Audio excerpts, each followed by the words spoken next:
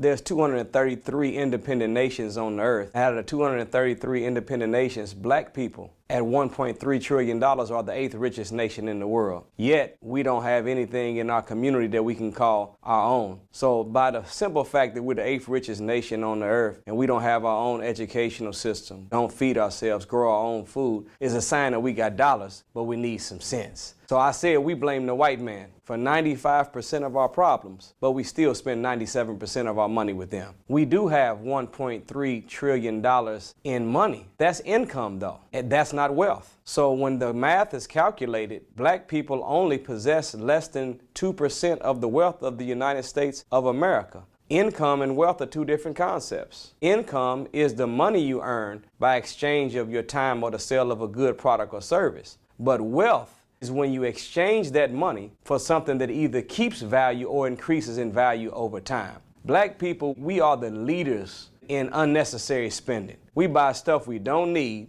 from people that we don't like to impress people we don't know, and at the end of the math of the equation, we end up having nothing but a whole bunch of name brand stuff, but never businesses that we can pass down to our children or real estate that increases or keeps its value over time. So we've got income, but we don't have the wealth. That's why I said we've got dollars, but we need some sense. Out of that $1.3 trillion, do you know that we spend $23 billion a year on clothes, $11 billion a year on furniture, $3.2 billion on keeping up with the latest cell phone that came out, $46 billion on cars, $60 billion on legal and illegal drugs, $32 billion dressing up the outside of our head. But when it comes to dressing up the inside of our mind, which is the purchase of books, only $300 million is purchased in books. My people are destroyed from a lack of knowledge. So we should be investing more in the building up of the mind and building up of our character,